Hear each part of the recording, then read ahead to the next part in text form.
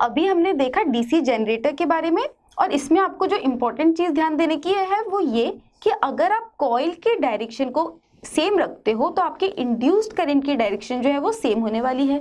जैसे कि इस केस में अगर कॉइल हमेशा क्लॉकवाइज घूम रही है तो डायरेक्शन ऑफ करंट हमेशा B2 टू B1 होगा। अब एक और इम्पॉर्टेंट जनरेटर है जिसको हम बोलते हैं एसी जनरेटर। आप नाम से ही देख सकते हो, उसका नाम है ऑल्टरनेटिंग करंट जनरेटर। इसका मतलब वो जो करंट इंड्यूस करता है उसकी डायरेक्शन ऑल्टरनेटिंगली चेंज होगी। तो अब हम उसके बारे में देखते हैं।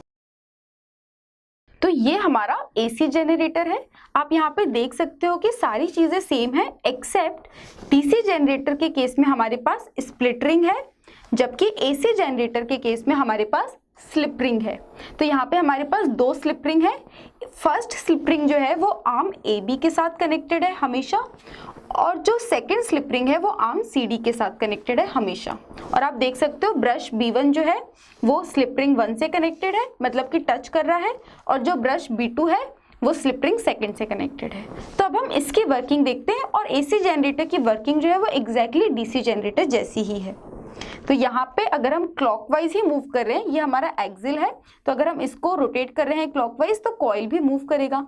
तो AB अगर ऊपर जा रहा है तो उसको हम डॉट से रिप्रेजेंट कर सकते हैं, और CD नीचे जा रहा है तो उसे हम क्रॉस से रिप्रेजेंट कर सकते हैं। अब हम फ्लेमिंग्स राइट हैंड रूल लगाते हैं डायरेक्शन पता करने के लिए करंट की।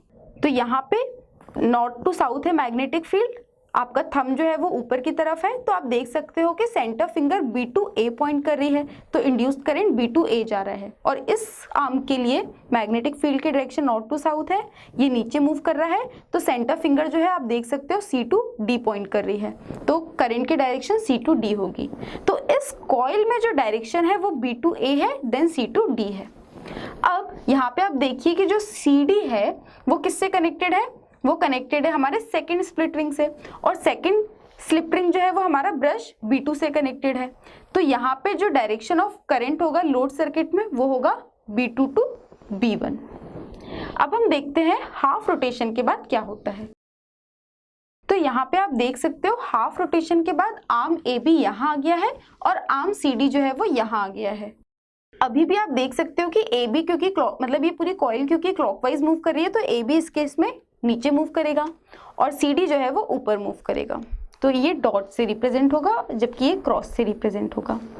अब हम देखते हैं फ्लेमिंग्स राइट हैंड रूल से डायरेक्शन ऑफ इंड्यूस्ड करंट इस पोजीशन के लिए। तो मैग्नेटिक फील्ड ये है और हमारा जो AB है वो अब नीचे मूव कर रहा है, तो आप देख सकते हो कि इंड्यूस्ड करंट की डायरेक्शन A टू B है। अब आर्म CD के लिए आप देख सकते हो आर्म CD ऊपर मूव कर रहा है, सेंटर फिंगर जो है वो D टू C मूव कर रही है, तो इसीलिए CD में करंट की डायरेक्शन D टू C होगी। तो इस कॉइल में जो करंट की डायरेक्शन है वो AB एंड देन DC होने वाली है। लेकिन अब हम देखते हैं कि लोड सर्किट में क्या हो रहा है, यहाँ पे क्या चेंजेस हुए हैं। वेल आप देख सकते हो कि जब ये मूव किया तो बेसिकली ये आर्म क्योंकि हमेशा स्लिप रिंग 1 से कनेक्टेड है और स्लिप रिंग रोटेट किया है बेसिकली एक्सिल के अराउंड, तो ब्रश B1 और B2 तो अपनी जगह पर ही है। तो यहाँ पे क्या हो रहा है, करंट A से B जा रहा है, फिर यहाँ पे स्लिप रिंग 1 से कनेक्टेड है। अब जो स्लिप रिंग है वो ब्रश B1 से हमेशा कनेक्टेड है, राइट। तो अब करंट जो है वो A टू B जा रहा है, फिर वो स्लिप रिंग से होता हुआ B1 में जा रहा है।